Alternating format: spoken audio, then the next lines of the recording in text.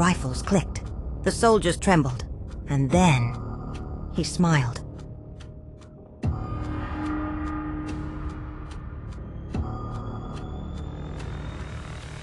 Father Miguel Pro, a man whose only crime was faith, stood unshaken as a dozen gun barrels stared into his soul.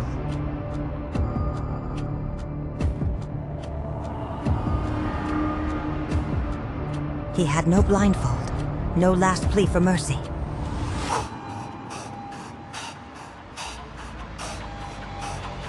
Only a prayer on his lips and a cry that would echo through history. Viva Cristo Rey! Long live Christ the King! The order was given. The shots rang out.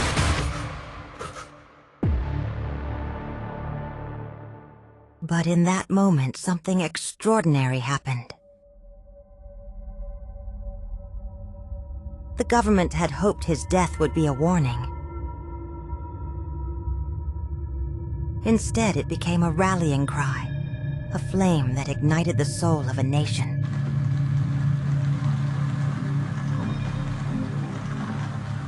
This is the story of the priest who faced a firing squad with a smile. And why his martyrdom still matters today.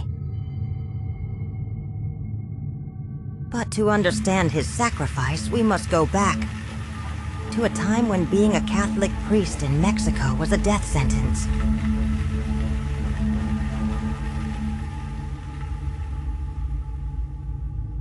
The 1920s Mexico was a land of chaos and bloodshed.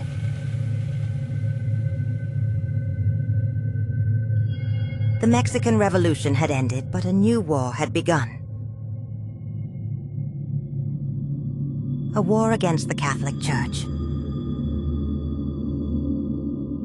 President Plutarco Elias Calles, a fierce anti-cleric, had declared open season on priests.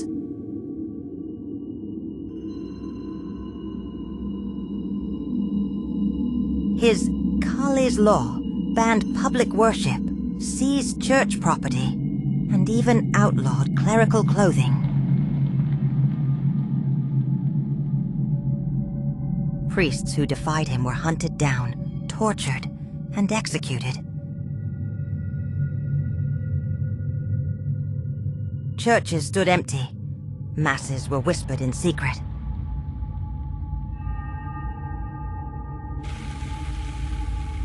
And yet, in the shadows, a resistance grew. One man became its beating heart, Father Miguel Pro, a Jesuit priest with a quick wit, a love for disguises, and an unshakable faith.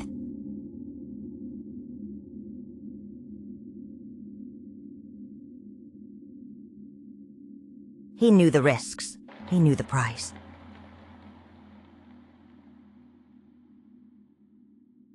But he also knew something the government didn't. You cannot kill faith with bullets. This is the story of his secret ministry, his wrongful arrest, and the staged execution that backfired spectacularly.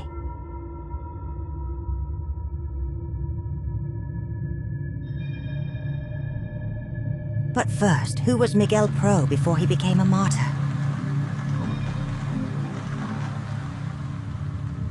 Miguel Agustin Pro Juarez was born on January 13, 1891, in Guadalupe, Mexico, a small mining town where faith was as common as the dust in the air.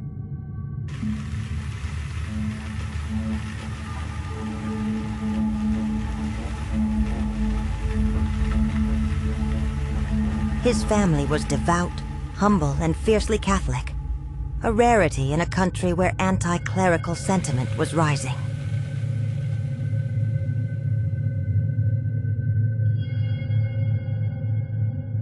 Even as a child, Miguel stood out. He was mischievous, a prankster with a heart of gold. Once he dressed as a beggar and surprised his sisters, laughing as they failed to recognize him.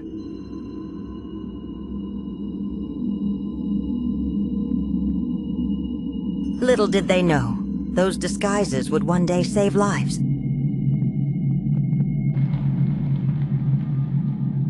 At 20, he shocked his family by announcing he would join the Society of Jesus, the Jesuits.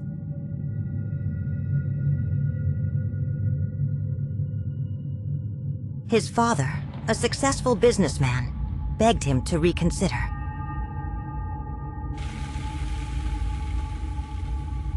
The church is under attack, he warned. You'll be a target. But Miguel was stubborn. If God wants me, he'll protect me, he replied. And so began a journey that would take him across oceans, into exile, and finally, to a firing squad.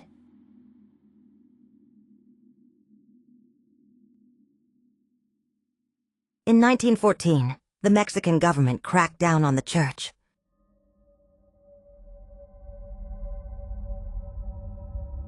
Seminaries were raided, priests were arrested, and Miguel, now a young Jesuit, was forced to flee.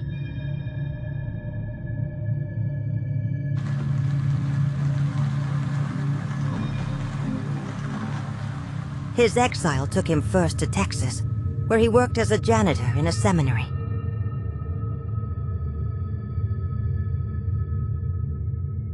Then to Spain, where he studied theology under the shadow of World War I.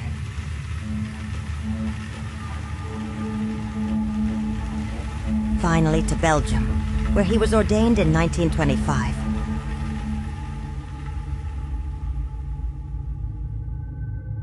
But his health was failing. Stomach ulcers left him weak. His superiors urged him to stay in Europe, where it was safe. His response? My people are suffering. I must go back.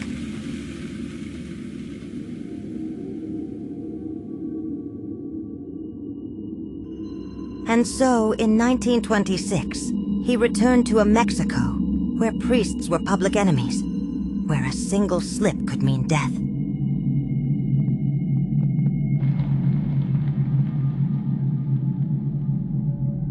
What happened next would turn him into a legend.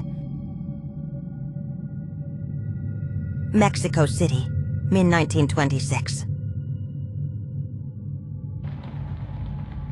The air smelled of fear and betrayal. Undercover agents lurked in every plaza, their eyes scanning for telltale signs. A rosary tucked in a pocket, the faint smell of incense on clothing. The penalty for catching a priest? Execution on sight.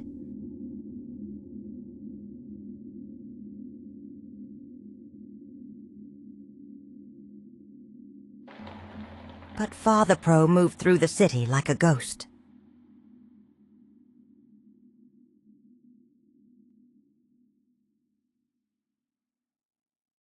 By day he was Juan the Mechanic, grease smeared on his face, tools clanking in his bag, which secretly held communion wafers.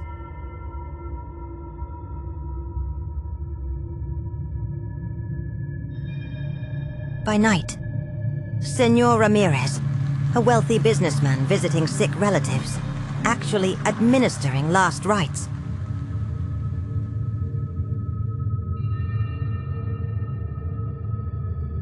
His most daring persona? A police officer using the enemy's uniform to bypass checkpoints.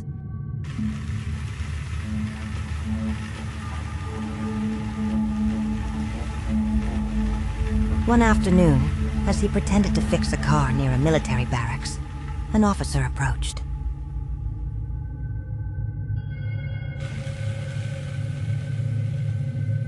You there! What's in that bag? Miguel's heart pounded as he casually pulled out a wrench, covering the stole and oils beneath.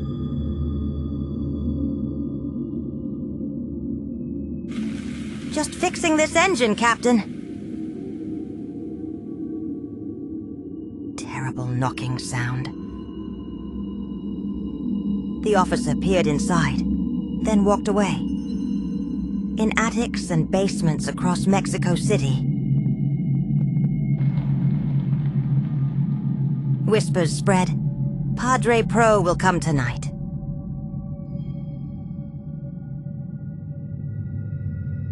Families risked everything to host him.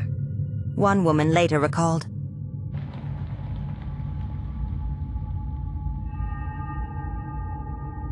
"He entered like a shadow, but when he spoke the Mass, his voice filled the room with fire." President Calles grew obsessed.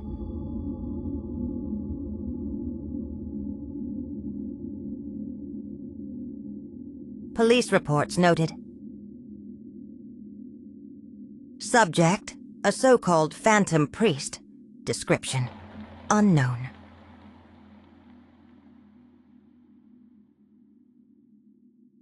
Last seen near the market, reward, 5,000 pesos. But every raid came up empty.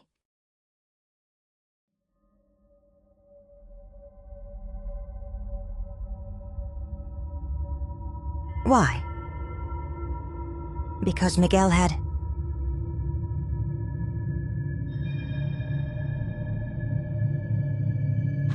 Maria Luisa, a seamstress who hid vestments in dress deliveries.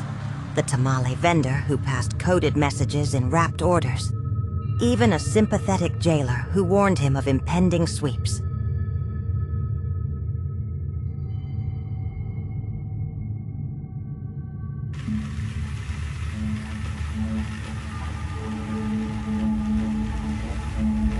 For 18 months, he outsmarted an entire regime.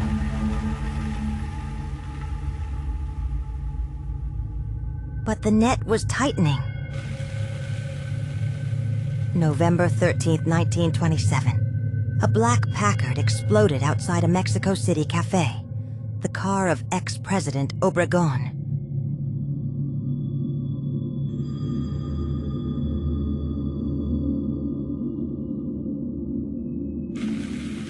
Though unharmed, the regime saw its chance.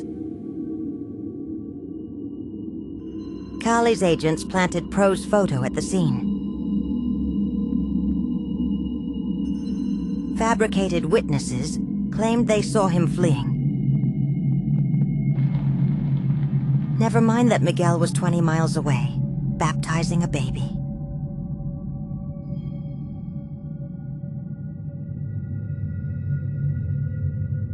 At 2 a.m., boots pounded up the stairs. His sister Conchita screamed as soldiers burst in.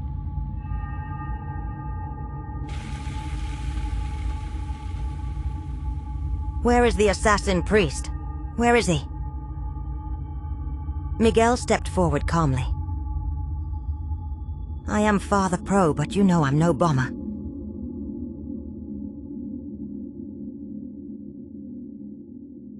As they shackled him, he whispered to his siblings. God writes straight with crooked lines. In Belen prison, agents alternated between torture and bribes. Sign this confession, and you'll only get 20 years.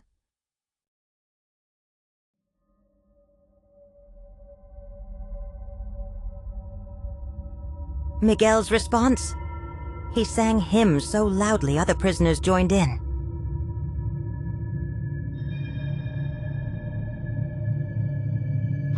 Calles ordered a staged photo shoot before execution. Forced to wear prison stripes, though he was never tried. Made to hold a rifle to imply guilt.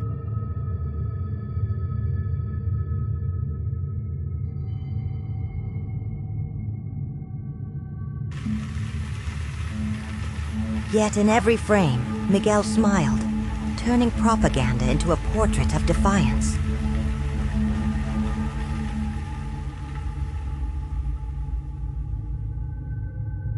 Dawn, November 23rd, 1927. The prison courtyard was unnaturally quiet. Even the birds seemed to hold their breath.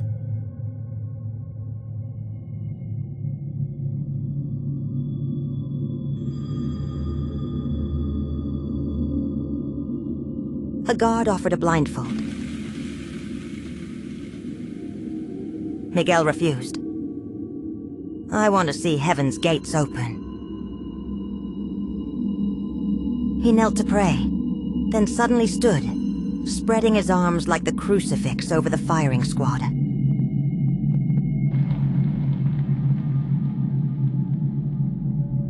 His final words thundered, "Viva Cristo Rey." The first volley missed intentionally. A silent protest from the soldiers. The commander screamed, "Aim properly, you cowards!" The second volley hit. As he fell, witnesses swore a white dove soared from his body.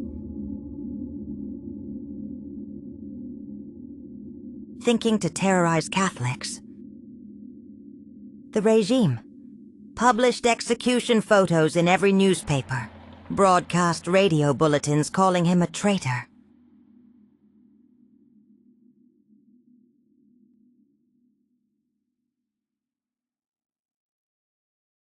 Instead, 200,000 people flooded the streets for his funeral.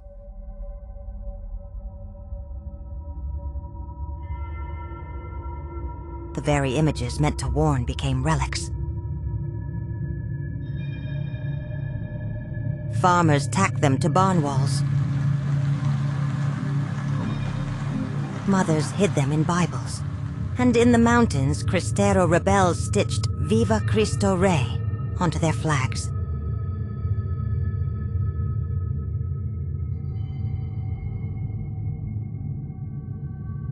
Within weeks, 3x more secret masses were reported.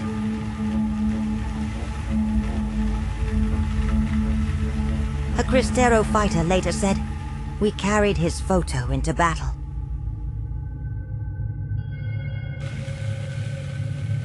They killed the man but multiplied the mission. 1988, Pope John Paul II beatified him after verifying a child's terminal leukemia cured through his intercession.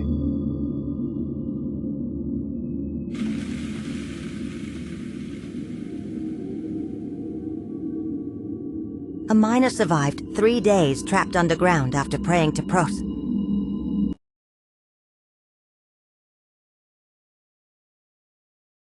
At the Basilica of Our Lady of Guadalupe, his relics draw pilgrims who leave notes like, "Padre Pro, help me be brave at my cancer treatment."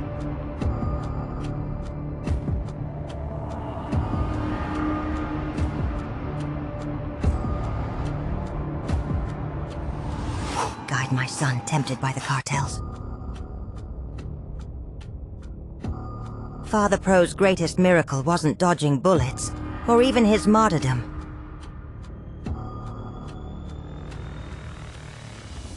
It's how a man who lived for just 36 years still lifts hearts 100 years later.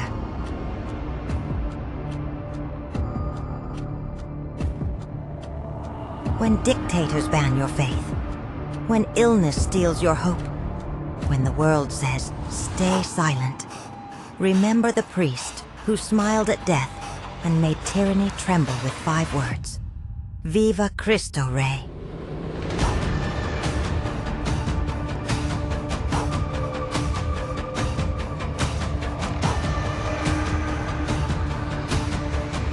If this story stirred you, share it. Because some lights are too bright for any firing squad to extinguish.